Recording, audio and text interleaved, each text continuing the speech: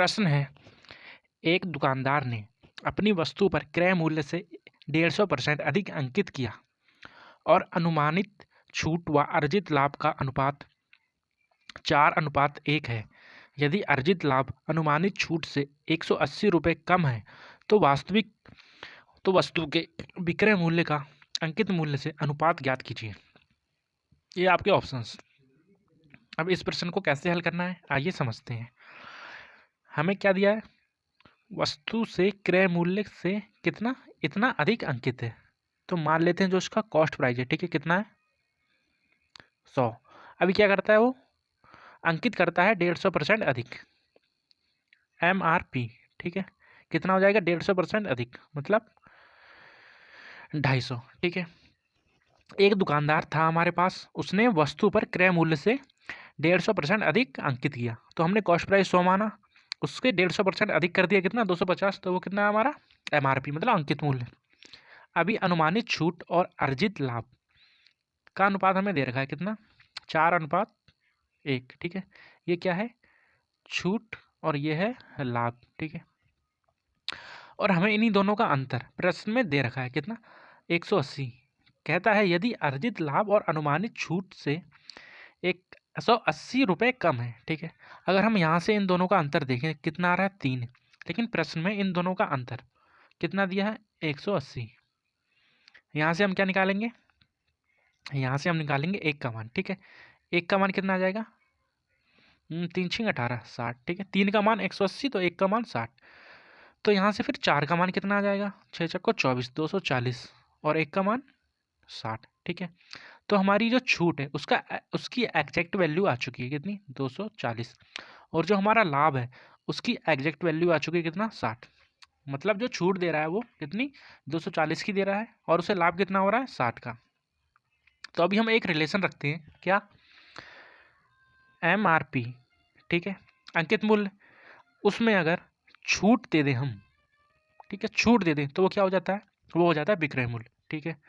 अब करते हैं बराबर कॉस्ट प्राइस मतलब क्रय मूल्य, इसमें अगर हम लाभ को प्लस कर दें तो ये क्या हो जाता है विक्रय मूल्य, ठीक है, सेलिंग प्राइस। तो हमने क्या किया सेलिंग प्राइस बराबर में सेलिंग प्राइस को रखा है, ठीक है। जब हम इसको सॉल्व करेंगे तो हमारे पास आएगा MRP माइनस में कॉस्ट प्राइस बराबर में कितना 300, ठीक है। क्या वैल्यू निकल के आई हमारे पास अंकित मूल्य माइनस में क्रय मूल्य बराबर में 300। अब हम यहाँ देखते हैं हमारे पास कॉस्ट प्राइस है और MRP है, ठीक है। इनका अंतर कितना है 150, लेकिन जब हमने इनका अंतर निकाला था तो कितना आया 300, ठीक है। यहाँ से हम 1 की वैल्यू निकाल लेते हैं, इसका मान कितना है 300, तो 1 की वैल्यू कितनी आ जाएगी 2, ठीक है। हमसे क्या पूछा है, तो वस्तु के विक्रय मूल्य का अंकित मूल्य से अनुपात। तो हमारे पास विक्रय मूल्य कितना है, जब 1 की वैल्यू 2 है तो 250 जो है हमारे पास उसकी वैल्यू कितनी हो जाएगी 25 दूनी 50 मतलब 500। ये क्या आया हमारे पास MRP। अभी सेलिंग प्राइस कैसे निकालेंगे विक्रय मूल्य, तो हमारे पास छूट मिल रखी है कितनी 240 की। अगर हम MRP में छूट को माइनस कर दें तो हमारे पास क्या आ जाएगा सेलिंग प्राइस मतलब विक्रय मूल्य आ जाएगा। तो इसमें से अगर हम इसको माइनस करें 240 को तो कितना आ जाएगा 0, 10 में से 4 गया 6 और 4 में से 2 गया 2, ठीक है।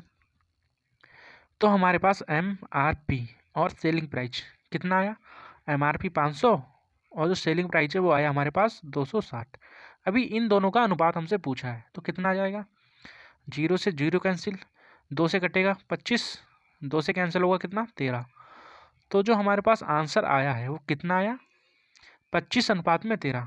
ऑप्शन नंबर 1, ठीक है, हमारा राइट आंसर।